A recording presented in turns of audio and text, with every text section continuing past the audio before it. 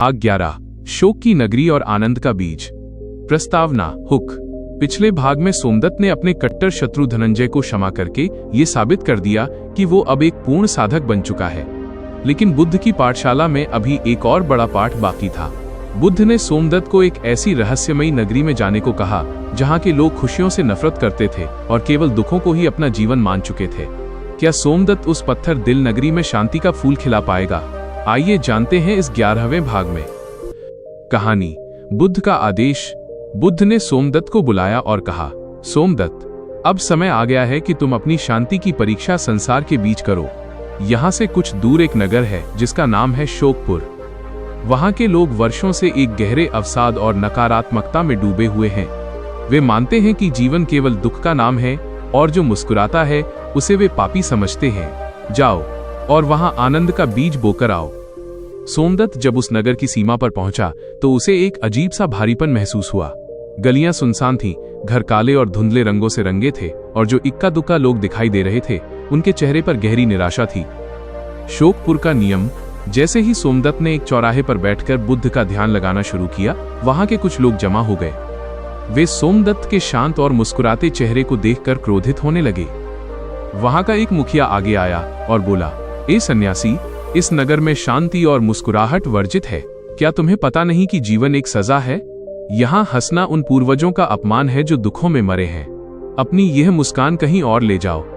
सोमदत्त ने आंखें खोली और करुणा से कहा, मेरे भाई, अगर अंधेरा बहुत घना हो तो क्या दीपक को बुझा देना चाहिए या उसे और तेज जलाना चाहिए? तुम दुखों का सम्मान करते हो, पर क्या दुख को पकड़े रहने से वो कम हो जाता है?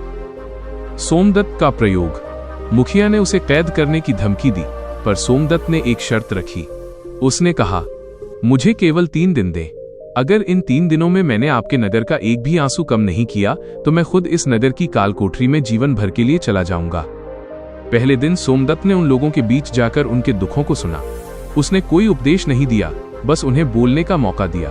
उसने देखा कि लोग केवल इसलिए दुखी थे क्योंकि उन्होंने अपने दुखों को कभी साझा नहीं किया था। दूसरे दिन उसने उन्हें साक्षी भाव सिखाया। उसने कहा, तुम्हारे साथ जो बुरा हुआ वो केवल एक बादल था। तुम वो बादल नहीं हो, तुम वो आकाश हो। अपनी पुरानी यादों की राख को कुरेदना बंद करो। उत्सव का आरंभ। तीसरे दिन सोमदत्त ने नगर के बच्चों को इकट्ठा किया और उनके साथ खेलना शुरू किया। बच्चों की हंसी जब गलियों में गूंजी तो बड़ों के पत्थर जैसे दिल भी पिघलने लगे। धीरे धीरे लोग अपने घरों से बाहर आने लगे। सोमदत्त ने उन्हें समझाया कि निर्वाण मरने के बाद नहीं, बल्कि इसी क्षण में वर्तमान को स्वीकार करने में है। नगर का वो मुखिया जो सबसे ज्यादा कठोर था, सोमदत्त के चरणों में गिर पड़ा और रोने लगा। वो बोला, हमने सालों से अपनी खुशियों को दफन कर रखा था। हमें लगा कि दुखी रहना ही पवित्रता है। सोमदत्त ने कहा, आनंद ही तुम्हारी असली प्रकृति है। दुख केवल एक धूल है जिसे तुमने खुद पर जमा कर लिया था। उपसंहार, कंक्लूजन।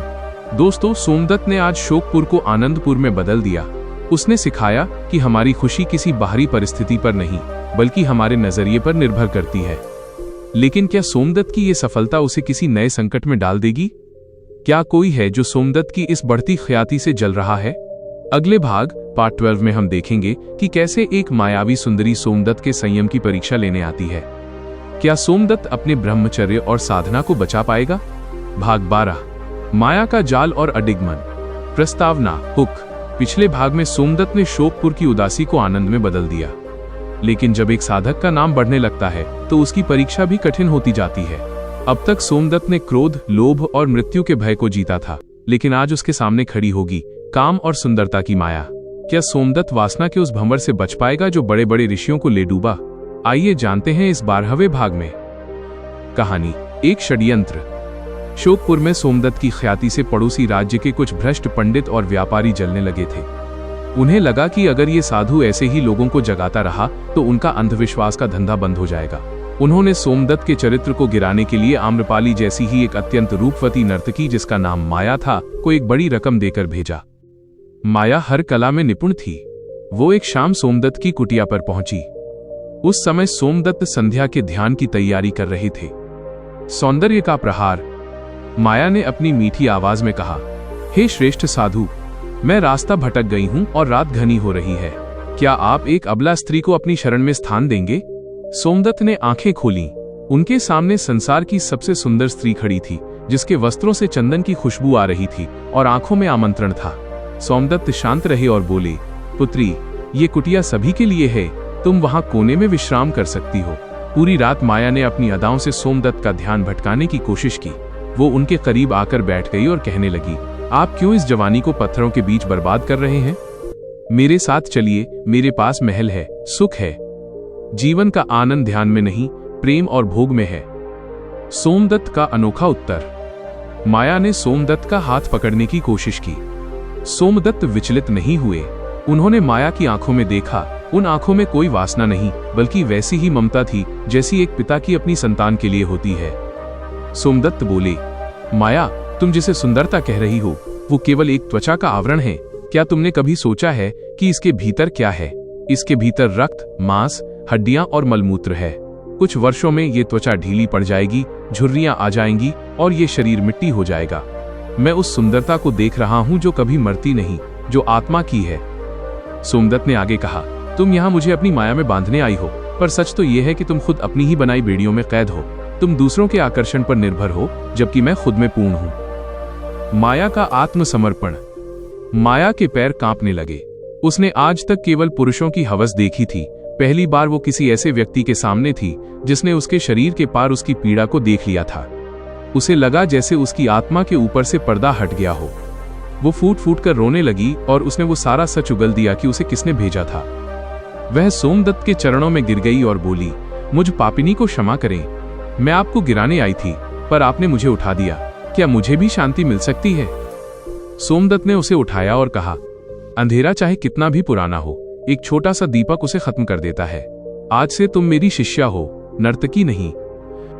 उपसंहार, कंक्लूजन। दोस्तों, सोमदत्त ने आज सिद्ध कर दिया कि जिसने अपने भीतर के आनंद को पा लिया है, उसे बाहर की कोई भी माया विचलित नहीं कर सकती। उसने वासना को करुणा में बदल दिया। लेकिन क्या सोमदत्त के दुश्मन अपनी हार स्वीकार करेंगे या वे अब हिंसा का सहारा लेंगे? अगले भाग पार्ट 13 में हम देखेंगे कि कैसे बुद्ध सोमदत्त को अंतिम मौन की यात्रा पर हिमालय भेजते हैं। वहां उसे एक ऐसे रहस्यमयी साधु से मिलना है जो 100 सालों से एक शब्द नहीं बोला। जानने के लिए सब्सक्राइब करें और कमेंट में लिखें, सत्य ही सुंदर है। भाग 13, हिमालय की पुकार और मौन का रहस्य। प्रस्तावना, हुक। पिछले भाग में सोमदत्त ने माया के जाल को तोड़कर वासना पर विजय पाई। उसकी ख्याति अब चारों दिशाओं में फैल चुकी थी। लेकिन बुद्ध जानते थे कि भीड़ और सम्मान एक साधक के लिए सबसे बड़ी बाधा बन सकते हैं। आज बुद्ध सोमदत्त को एक ऐसी यात्रा पर भेजेंगे जहां न कोई इंसान है, न कोई शब्द, सिर्फ अनंत बर्फ और गहरा सन्नाटा। क्या सोमदत्त हिमालय की उस ठंड और एकांत में खुद को खोज पाएगा? आइए जानते हैं इस 13वें भाग में। कहानी, बुद्ध का आदेश। एक सुबह बुद्ध ने सोमदत्त को बुलाया और उत्तर की ओर इशारा करते हुए कहा, सोमदत्त, तुमने समाज के बीच रहकर अपनी शांति को परख लिया, लेकिन अब तुम्हें उस मौन को जानना होगा जो शब्दों के पार है। यहां से बहुत दूर हिमालय की गुफाओं में महाकाश्यप नाम के एक वृद्ध साधु रहते हैं। वे पिछले 100 वर्षों से एक शब्द भी नहीं बोले हैं। जाओ और उनसे वो शिक्षा लेकर आओ जो बिना बोले दी जाती है। सोमदत्त ने अपना भिक्षा पात्र उठाया और निकल पड़ा। जैसे जैसे वो ऊंचाई पर चढ़ने लगा, हरियाली कम होने लगी और सफेद बर्फ का साम्राज्य शुरू हो गया। हवा इतनी ठंडी थी कि हड्डियां कांपने लगती थी। मौन का सामना। कई हफ्तों की कठिन यात्रा के बाद सोमदत्त एक गुफा के मुहाने पर पहुंचा। वहां उसने एक अत्यंत वृद्ध साधु को देखा, जिनकी दाढ़ी सफेद थी और शरीर बिल्कुल स्थिर, जैसे वे पत्थर की मूर्ति हों। वे महाकाश्यप थे। सोमदत्त उनके सामने बैठ गया। उसने प्रणाम किया और हाथ जोड़कर बैठा रहा। एक दिन बीता, 2 दिन बीते, पर महाकाश्यप ने न तो आंखें खोली और न ही कुछ कहा। सोमदत्त को लगा कि शायद वे उसे देख नहीं रहे हैं। उसने धीरे से कहा, गुरुदेव, मुझे तथागत बुद्ध ने भेजा है। मैं मौन का रहस्य जानना चाहता हूं। महाकाश्यप ने कोई उत्तर नहीं दिया। सोमदत्त को चिढ़ होने लगी। उसका मन कहने लगा, यह कैसा साधु है? मैं इतनी दूर से आया हूं और ये एक शब्द भी नहीं बोल रहा। क्या ये अहंकार है? मन की परतों का खुलना। जैसे जैसे दिन बीतते गए, सोमदत्त का अपना शोर उसे सुनाई देने लगा। जब बाहर कोई बोलने वाला नहीं था, तो उसके भीतर के विचार और भी तेज चिल्लाने लगे। उसे बुद्ध की याद आई, अपने घर की याद आई और भूख प्यास सताने लगी। लेकिन 5वें दिन अचानक कुछ अद्भुत हुआ। सोमदत्त थक कर हार गया और उसने पूछना बंद कर दिया। उसने बस उन बूढ़े साधु के साथ बैठना शुरू कर दिया। जैसे ही सोमदत्त के भीतर के सवाल शांत हुए, उसे उस सन्नाटे में एक संगीत सुनाई देने लगा, बर्फ के गिरने की आवाज, हवा की सरसराहट और खुद की धड़कन। 7वें दिन महाकाश्यप ने अपनी आंखें खोली। उन्होंने सोमदत्त की ओर देखा और बस एक फूल उसकी ओर बढ़ा दिया। बिना बोले मिला ज्ञान। सोमदत्त ने उस फूल को लिया और अचानक उसके भीतर बिजली सी कौंधी। उसे समझ आ गया कि मौन का मतलब चुप रहना नहीं है, बल्कि उस स्थिति में होना है जहां बोलने की जरूरत ही न रहे। महाकाश्यप ने उसे बताया, बिना बोले, कि सत्य को शब्दों में बांधा नहीं जा सकता, उसे केवल महसूस किया जा सकता है। सोमदत्त की आंखें भर आईं। उसने जान लिया कि अब तक वो बुद्ध के शब्दों को पकड़ रहा था, लेकिन आज उसने बुद्ध के अनुभव को पकड़ लिया था। उपसंहार, कंक्लूजन। दोस्तों, सोमदत्त ने आज जाना कि सबसे गहरी बातें अक्सर अनकही रह जाती हैं। हिमालय के उस सन्नाटे ने उसे वो सिखा दिया जो हजारों किताबें नहीं सिखा सकीं। लेकिन क्या सोमदत्त वापस लौट पाएगा? क्योंकि रास्ते में एक भयानक बर्फीला तूफान उसका इंतजार कर रहा है।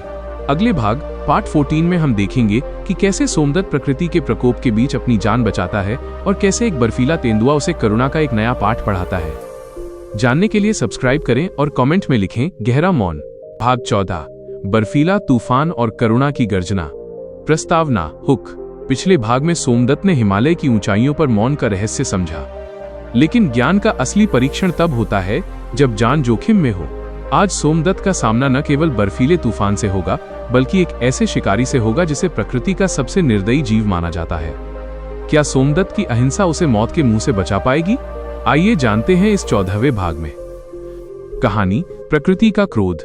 महाकाश्यप से विदा लेकर सोमदत्त जब नीचे की ओर उतरने लगा तो अचानक मौसम ने करवट ली। नीले आसमान पर काली घटाएं छा गईं और बर्फीली हवाएं सुइयों की तरह चुभने लगीं। कुछ ही मिनटों में एक भयानक बर्फीला तूफान शुरू हो गया। सोमदत्त को रास्ता दिखना बंद हो गया। चारों तरफ केवल सफेद धुंध थी। ठंड इतनी बढ़ गई कि उसके हाथ पैर सुन्न होने लगे। उसने एक गुफा खोजी और किसी तरह उसके भीतर शरण ली। वो कांप रहा था और उसे लगने लगा कि शायद उसका अंत करीब है। शिकारी और साधक। गुफा के अंधेरे में सोमदत्त को दो चमकती हुई आंखें दिखाई दी।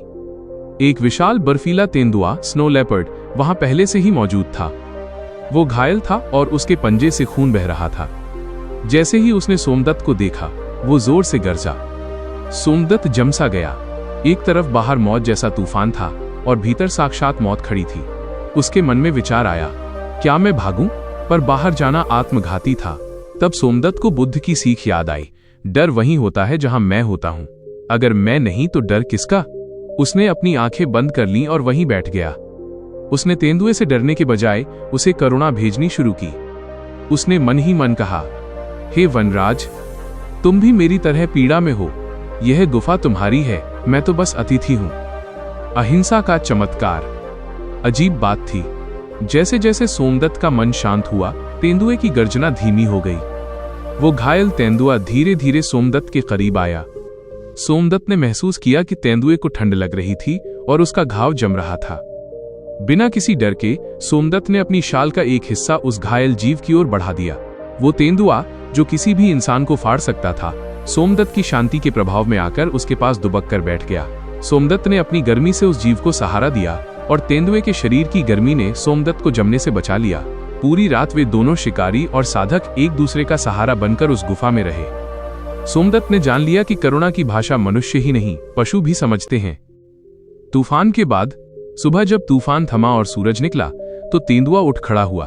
उसने सोमदत्त की ओर एक बार देखा, जैसे वो उसे धन्यवाद दे रहा हो, और चुपचाप पहाड़ियों में ओझल हो गया। सोमदत्त की आंखों में आंसू थे। उसने आज सीखा कि जीवन की एकता का असली मतलब क्या है। उपसंहार, कंक्लूजन। दोस्तों, सोमदत्त ने आज मौत के साये में भी प्रेम को नहीं छोड़ा। उसने सिखाया कि अगर हम भीतर से अभय, फियरलेस हो जाएं, तो प्रकृति भी हमारी मित्र बन जाती है। लेकिन क्या सोमदत्त की ये यात्रा अब उसे वापस बुद्ध के पास ले जाएगी, या रास्ते में उसे कोई ऐसा सत्य मिलेगा जो उसकी पूरी पहचान बदल देगा? अगले भाग पार्ट 15 में हम देखेंगे कि सोमदत्त एक ऐसे गांव पहुंचता है जहां अकाल पड़ा है और वहां के लोग उसे भगवान समझ बैठते हैं। क्या सोमदत्त इस अंधविश्वास को तोड़ पाएगा? जानने के लिए सब्सक्राइब करें और कमेंट में लिखें अहिंसा परमो धर्म। भाग 15, अकाल का श्राप और अंधविश्वास की बेड़ियां। प्रस्तावना, हुक। पिछले भाग में सोमदत्त ने एक हिंसक तेंदुए के साथ रात बिताकर ये सिद्ध कर दिया कि करुणा हर डर को जीत सकती है। लेकिन जब वो हिमालय से नीचे उतरा तो उसका सामना एक ऐसी त्रासदी से हुआ जिसने इंसान को पत्थर बना दिया था। एक ऐसा गांव जहां 3 साल से बारिश नहीं हुई थी और लोग भूख से मर रहे थे। क्या सोमदत्त अपनी आध्यात्मिक शक्ति से चमत्कार करेगा या वो लोगों को एक ऐसा सत्य सिखाएगा जो बारिश से भी ज्यादा कीमती है? आइए जानते हैं इस 15वें भाग में। कहानी वीरान धरती। हिमालय की बर्फीली ऊंचाइयों से नीचे उतरते ही सोमदत्त का सामना तपती धूप और फटी हुई जमीन से हुआ। वो मरुग्राम नाम के एक गांव में पहुंचा। वहां का दृश्य हृदय विदारक था। कुएं सूख चुके थे, जानवर कंकाल बन चुके थे और बच्चों की आंखों की चमक खो गई थी। जैसे ही सोमदत्त ने गांव में प्रवेश किया, उसकी शांत मुद्रा और चेहरे का ओज देखकर लोग उसे घेरकर खड़े हो गए। वहां के पुजारी ने चिल्लाकर कहा, देखो, साक्षात देवता पधारे हैं। इनके पैर पड़ते ही आकाश से अमृत बरसेगा। क्षण भर में पूरा गांव सोमदत्त के चरणों में गिर पड़ा। लोग गिड़गिड़ाने लगे, हे प्रभु, कोई चमत्कार करो, हमारे बच्चों को बचा लो। इंद्रदेव हमसे रूठ गए हैं, आप उन्हें मना लो। सोमदत्त की दुविधा। सोमदत्त ने उन्हें उठाने की कोशिश की, पर लोग हटने को तैयार नहीं थे। वे उसे वर्षा का देवता मान बैठे थे। सोमदत्त ने सोचा, अगर मैं इन्हें कहूं कि मैं केवल एक साधारण भिक्षु हूं, तो इनकी आखिरी उम्मीद टूट जाएगी, और अगर मैं चमत्कार का दावा करूं, तो मैं बुद्ध की शिक्षा के साथ द्रोह करूंगा। उसने गांव के मुखिया से पूछा, तुमने अब तक बारिश के लिए क्या किया? मुखिया ने कहा, हमने 100 पशुओं की बलि दी, हजारों मंत्र पढ़े, पर कुछ नहीं हुआ। पुजारी जी कहते हैं कि हमें और बड़ी बलि देनी होगी। सोमदत्त की आंखें करुणा और क्रोध से भर आईं। उसने कहा, जीवन देने के लिए जीवन लेना कैसा न्याय है? अगर तुम चमत्कार चाहते हो तो कल सुबह सब लोग उस सूखी नदी के पास इकट्ठा होना। चमत्कार का असली अर्थ। अगली सुबह हजारों लोग उत्सुकता से नदी किनारे जमा थे। सोमदत्त वहां पहुंचा, पर उसके हाथ में कोई मंत्र दंड नहीं था। उसके हाथ में एक कुदाल शवल थी।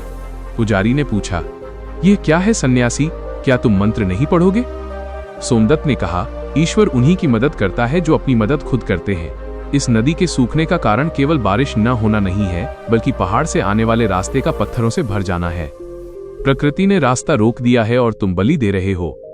चमत्कार तुम्हारे हाथों में है, तुम्हारे मंत्रों में नहीं।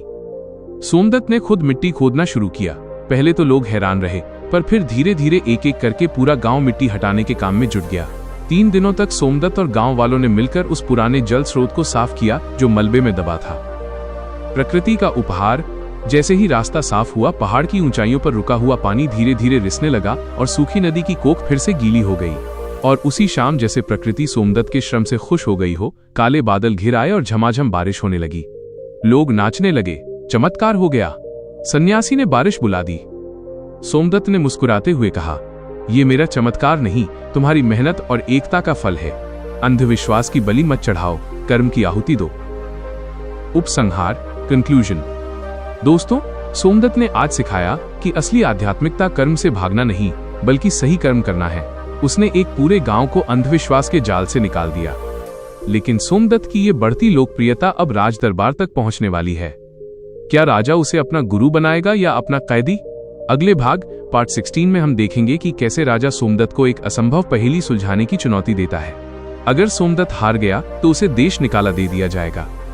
जानने के लिए सब्सक्राइब करें और कमेंट में लिखें, कर्म ही पूजा है। सोमदत्त की यात्रा अब आम जनता की कुटिया से निकलकर राजमहल के वैभव और षड्यंत्रों के बीच पहुंच गई है। यहाँ भाग 16 है। भाग 16, राजदरबार की चुनौती और ज्ञान की पहेली। प्रस्तावना, हुक। पिछले भाग में सोमदत्त ने अकाल से जूझते गांव को कर्म का मार्ग दिखाकर अंधविश्वास से मुक्त किया। लेकिन सोमदत्त की ये बढ़ती ख्याति उस राज्य के अभिमानी राजा विजेंद्र के कानों तक पहुंच गई। राजा को लगा कि एक मामूली भिक्षु उसके प्रभाव को कम कर रहा है। आज सोमदत्त को राजदरबार में घसीटा जाएगा और उसके सामने एक ऐसी असंभव पहेली रखी जाएगी जिसे सुलझाना नामुमकिन है। क्या सोमदत्त अपनी बुद्धि से अपनी जान बचा पाएगा? आइए जानते हैं इस 16वें भाग में। कहानी, राजा का बुलावा। सोमदत्त अपनी कुटिया में शांत बैठा था। तभी राजा के सैनिक वहां पहुंचे। उन्होंने आदर से कम और अधिकार से ज्यादा कहा, भिक्षु सोमदत्त, राजा विजेंद्र ने तुम्हें तुरंत राजदरबार में हाजिर होने का हुक्म दिया है। वे तुम्हारी आध्यात्मिक शक्ति की परीक्षा लेना चाहते हैं। जब सोमदत्त दरबार में पहुंचा तो वहां का वैभव देख साधारण मनुष्य की आंखें चौंधिया जाती, पर सोमदत्त के चेहरे पर वही चिरपरिचित शांति थी। राजा ने सिंहासन से उतरते हुए कहा, सोमदत्त, लोग कहते हैं तुम बहुत ज्ञानी हो, पर मैं केवल प्रमाण पर विश्वास करता हूं। मेरे सामने 2 एक जैसी दिखने वाली वस्तुएं रखी हैं। तुम्हें बिना छुए बताना होगा कि इनमें से सत्य क्या है और माया क्या है। असंभव पहेली। राजा के सैनिकों ने 2 सुंदर सोने के पात्रों में 2 फूल रखे। दोनों फूल देखने में बिल्कुल एक जैसे थे, वही रंग, वही पंखुड़ियां और वही चमक। राजा ने गर्व से कहा, इनमें से एक असली कमल का फूल है जो आज सुबह सरोवर से तोड़ा गया है, और दूसरा सोने और रेशम से बना एक बनावटी फूल है जिसे दुनिया के सबसे कुशल कारीगर ने बनाया है। वे इतने समान हैं कि मेरी पारखी आंखें भी उन्हें नहीं पहचान सकी। अगर तुमने सही उत्तर दिया तो मैं तुम्हें राजगुरु बनाऊंगा, वरना तुम्हें झूठा प्रचार करने के जुर्म में राज्य से बाहर निकाल दिया जाएगा। पूरे दरबार में सन्नाटा छा गया। सोमदत्त उन फूलों से काफी दूर खड़ा था। बिना छुए और बिना पास जाए ये बताना नामुमकिन था। सोमदत्त का अनोखा समाधान। सोमदत्त ने कुछ पल अपनी आंखें बंद की और फिर मुस्कुराया। उसने राजा से कहा, महाराज, क्या आप राजमहल की खिड़कियां थोड़ी देर के लिए खुलवा सकते हैं? राजा ने आज्ञा दी। खिड़कियां खुलते ही ताजी हवा के झोंके अंदर आने लगे। सोमदत्त चुपचाप खड़ा रहा। दरबारी फुसफुसाने लगे, ये क्या कर रहा है? क्या यह चमत्कार करेगा? तभी कुछ ही मिनटों में बाहर के बगीचे से एक छोटी सी मधुमक्खी खिड़की के रास्ते अंदर आई।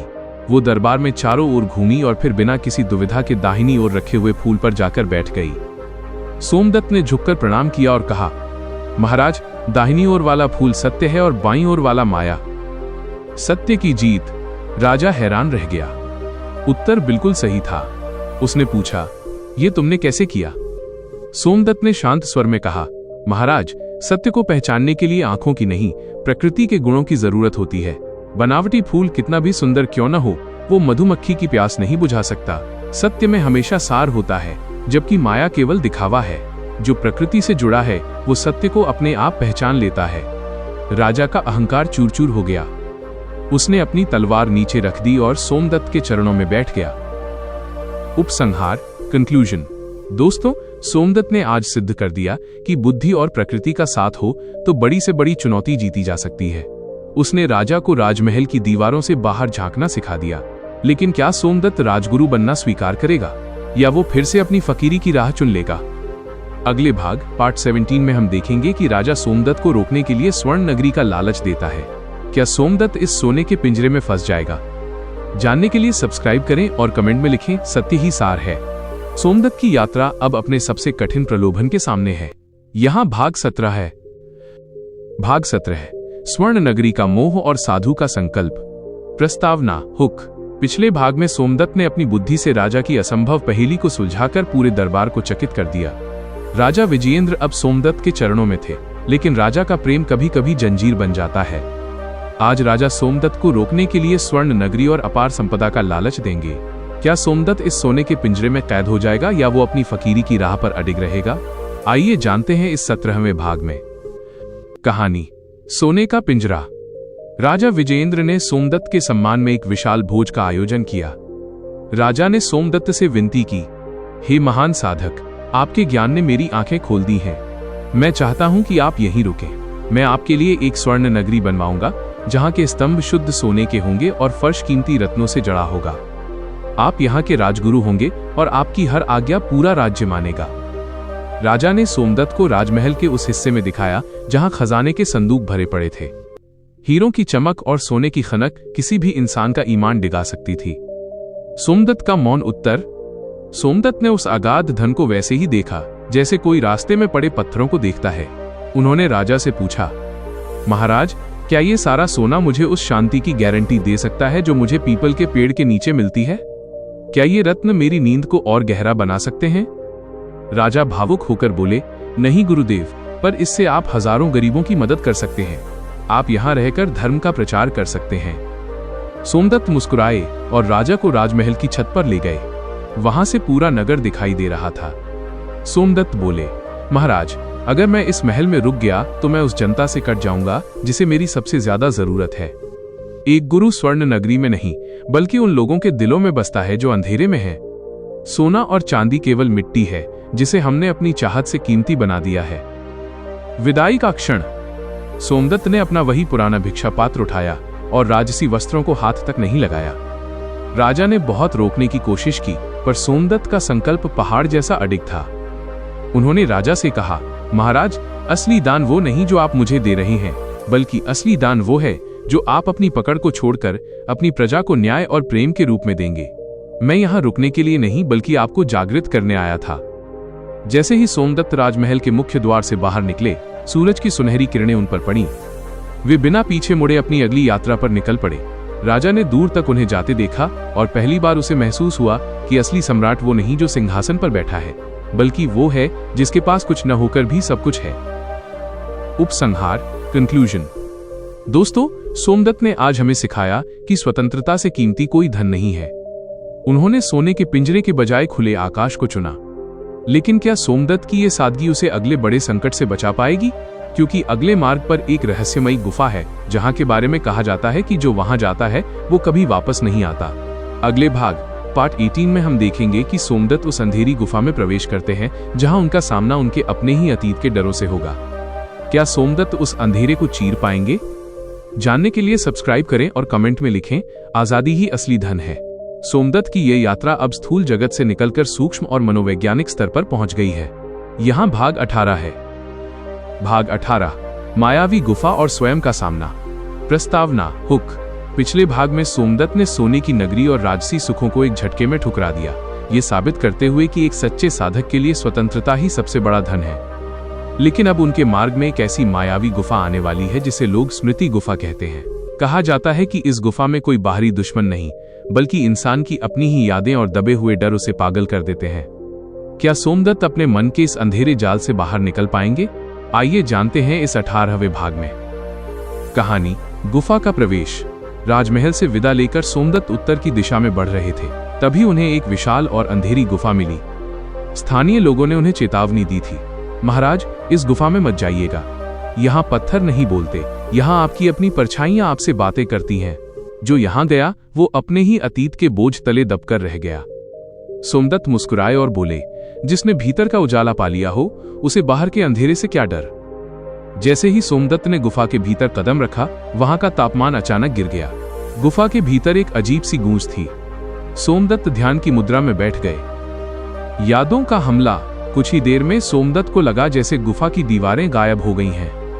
उन्हें अपने बचपन का वो समय दिखने लगा जब उनके पिता ने उन्हें पहली बार फटकारा था। उन्हें वो दर्द फिर से महसूस हुआ। फिर उन्हें वो समय दिखा जब उन्होंने व्यापार में पहली बार किसी को धोखा दिया था। अचानक गुफा के अंधेरे से कई आवाजें आने लगी।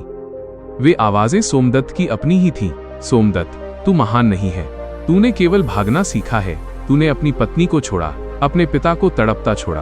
तू साधु नहीं, तू एक अपराधी है। सोमदत्त का माथा पसीने से भीग गया। उनका मन उन्हें चीख चीख कर अपराधी घोषित कर रहा था। उन्हें लगा जैसे हजारों हाथ उन्हें खींचकर पाताल में ले जा रहे हैं। यह उनके दबे हुए अपराध बोध, गिल्ट का प्रहार था। साक्षी की अंतिम विजय। सोमदत्त का ध्यान डगमगाने लगा, पर तभी उन्हें बुद्ध का वो चेहरा याद आया जो शांत और स्थिर था। सोमदत्त ने मन ही मन कहा, ये आवाजें मेरी नहीं है, ये अतीत की राख है। जो बीत गया वो मर चुका है। मैं केवल अतीत का परिणाम नहीं हूं, मैं वर्तमान का होश हूं। जैसे ही उन्होंने इन विचारों को अपना मानने से इनकार किया, गुफा के भीतर का शोर कम होने लगा। उन्होंने उन सभी यादों को एक एक करके क्षमा किया, स्वयं को भी और दूसरों को भी। अचानक गुफा के उस घोर अंधेरे में एक दिव्य प्रकाश फैल गया। वह प्रकाश कहीं बाहर से नहीं आ रहा था, बल्कि सोमदत्त के अपने हृदय से फूट रहा था। गुफा की डरावनी आकृतियां सुंदर फूलों में बदल गईं। सोमदत्त ने जान लिया कि बाहर कोई भूत या प्रेत नहीं है, हमारे अपने अनसुलझे विचार ही हमारे भूत हैं। गुफा से बाहर। जब सोमदत्त गुफा से बाहर निकले तो उनके चेहरे पर एक ऐसी मासूमियत थी जैसे किसी नवजात शिशु की हो। उन्होंने अपने अतीत के आखिरी बोझ को भी उस गुफा में दफन कर दिया था। अब वे पूरी तरह रिक्त और मुक्त थे। उपसंहार, कंक्लूजन। दोस्तों, सोमदत्त ने आज हमें सिखाया कि जब तक हम अपने अतीत को क्षमा नहीं करते, वो हमें वर्तमान में जीने नहीं देगा। मायावी गुफा और कुछ नहीं, हमारा अपना अवचेतन मन, सबकॉन्शियस माइंड है। क्या सोमदत्त अब बुद्धत्व के उस शिखर पर हैं जहां से सब कुछ एक जैसा दिखता है? अगले भाग पार्ट 19 में हम देखेंगे कि सोमदत्त एक ऐसे विवादित दार्शनिक से मिलते हैं जो ईश्वर और धर्म को नहीं मानता और सोमदत्त को शास्त्रार्थ डिबेट की चुनौती देता है। क्या सोमदत्त तर्क से जीतेंगे या मौन से? जानने के लिए सब्सक्राइब करें और कमेंट में लिखें, अतीत से मुक्ति। सोमदत्त की यात्रा अब एक ऐसे बौद्धिक मोड़ पर पहुंच गई है जहां शब्दों और तर्कों की आंधी चलने वाली है। यहां भाग 19 है। भाग 19, तर्क का जाल और मौन का प्रहार। प्रस्तावना हुक। पिछले भाग में सोमदत्त ने अपनी स्मृति गुफा के अंधेरे को चीरकर अपने अतीत के बोझ से मुक्ति पाई, लेकिन अब उनके सामने एक ऐसी चुनौती खड़ी है जिसे तलवार से नहीं बल्कि बुद्धि से लड़ना होगा।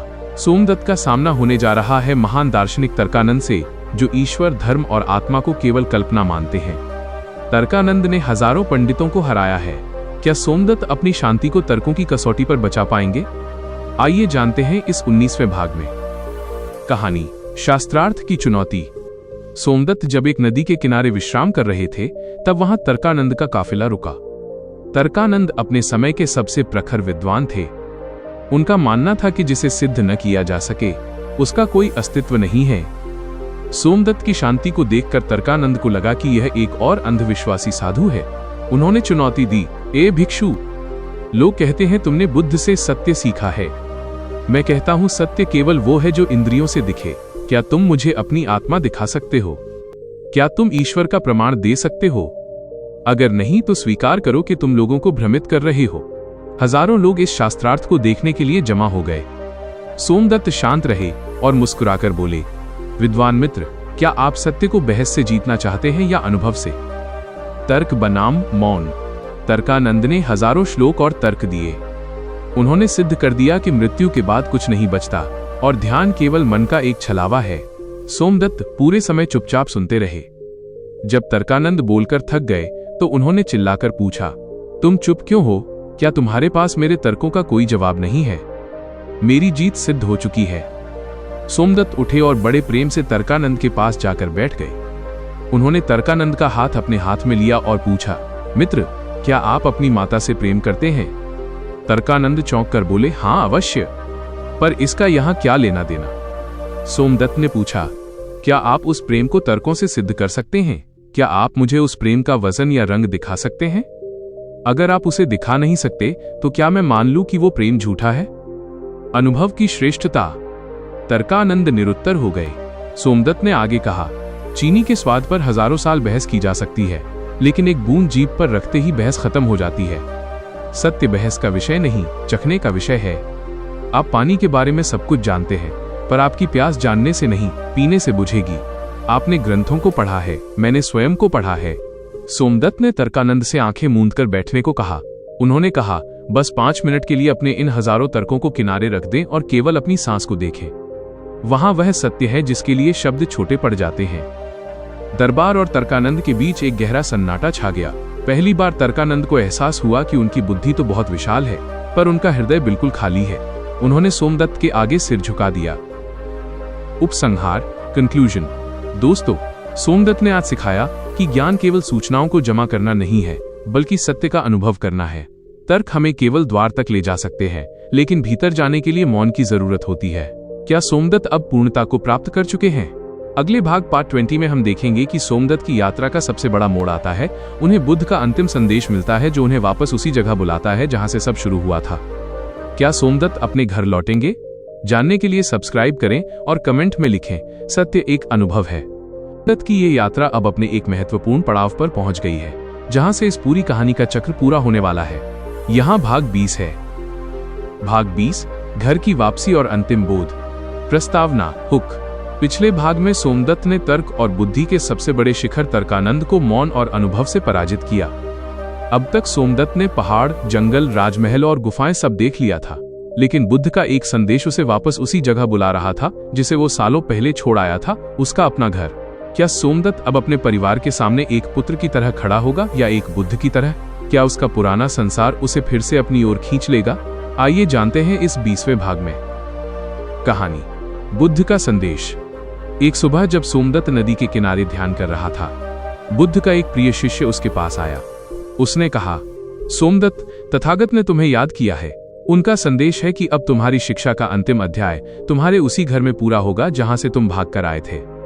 जाओ और अपनी उस जड़ को देखो जहां से तुम्हारा अहंकार पैदा हुआ था। सोमदत्त का हृदय एक पल के लिए धड़क उठा। उसने सालों से अपने नगर की ओर मुड़कर नहीं देखा था। वह चल पड़ा। जैसे जैसे वो अपने पुराने शहर के करीब पहुंचा, उसे वही गलियां, वही दुकानें और वही शोर सुनाई देने लगा। लेकिन सोमदत्त के लिए अब सब कुछ बदल चुका था। द्वार पर खड़ा सन्यासी। सोमदत्त अपने ही पुराने घर के द्वार पर पहुंचा। उसके बाल मुड़े हुए थे, हाथ में लकड़ी का पात्र था और शरीर पर केवल एक पीला वस्त्र। उसने आवाज लगाई, भिक्षाम देही। भीतर से उसकी बहन शुभा निकली। उसने फटे पुराने कपड़े पहने थे और उसका चेहरा उतर गया था। उसने सोमदत्त को नहीं पहचाना और उसके पात्र में कुछ अन्न डालते हुए कहा, हे भिक्षु, इसे स्वीकार करें। हमारे पास देने को ज्यादा कुछ नहीं है। मेरे पिता बीमार हैं और घर की हालत ठीक नहीं है। सोमदत्त की आंखों में आंसू आ गए, पर वे मोह के नहीं, करुणा के थे। उसने कहा, शुभा, मुझे पहचानो, मैं तुम्हारा भाई सोमदत्त हूं। शुभा के हाथ से बर्तन गिर गया। वो चिल्लाई, पिताजी, देखिए सोमदत्त वापस आ गया। पिता का क्रोध और सोमदत्त की शांति। उसके वृद्ध पिता, जो बिस्तर पर पड़े थे, किसी तरह बाहर आए। उनकी आंखों में गुस्सा था। वे बोले, क्यों आया है तू? जब हमें तेरी जरूरत थी तब तू हमें बेसहारा छोड़ गया। अब जब मैं मरने वाला हूं तब तू अपनी इस फकीरी का तमाशा दिखाने आया है। मुझे तेरा ये ज्ञान नहीं चाहिए। मुझे मेरा बेटा चाहिए जो मेरा व्यापार संभाले। सोमदत्त शांत रहा। वो पिता के चरणों में गिर पड़ा और बोला, पिताजी, मैं व्यापार संभालने वाला बेटा बनकर आता तो फिर से वही मरता हुआ सोमदत्त होता। आज मैं वो अमृत लेकर आया हूं जो आपको इस शारीरिक पीड़ा और मृत्यु के डर से आजाद कर देगा। आपने मुझे शरीर दिया, आज मैं आपको आत्मा का ज्ञान देने आया हूं। पिता ने सोमदत्त की आंखों में देखा। वहां कोई डर नहीं था, कोई ग्लानि नहीं थी, बस एक अनंत गहरा सागर था। पिता का क्रोध पिघलने लगा। उन्होंने महसूस किया कि उनका बेटा भागा नहीं है, बल्कि वो तो पहुंच गया है जहां पहुंचने के लिए सदियां लग जाती हैं। उपसंहार, कंक्लूजन। दोस्तों, सोमदत्त ने आज सिद्ध कर दिया कि संन्यास घर छोड़ना नहीं, बल्कि मोह छोड़ना है। उसने अपने पिता की नफरत को प्रेम में बदल दिया। लेकिन क्या सोमदत्त अब यहीं रुक जाएगा, या बुद्ध उसे किसी और बड़ी जिम्मेदारी के लिए बुलाएंगे? अगले भाग पार्ट 21 से हम एक नई श्रृंखला शुरू करेंगे, जहां सोमदत्त स्वयं एक गुरु बनकर शिष्यों को शिक्षा देना शुरू करेगा। क्या वो अपने पहले शिष्य के रूप में अपने शत्रु धनंजय को स्वीकार करेगा? जानने के लिए सब्सक्राइब करें और कमेंट में लिखें घर की वापसी।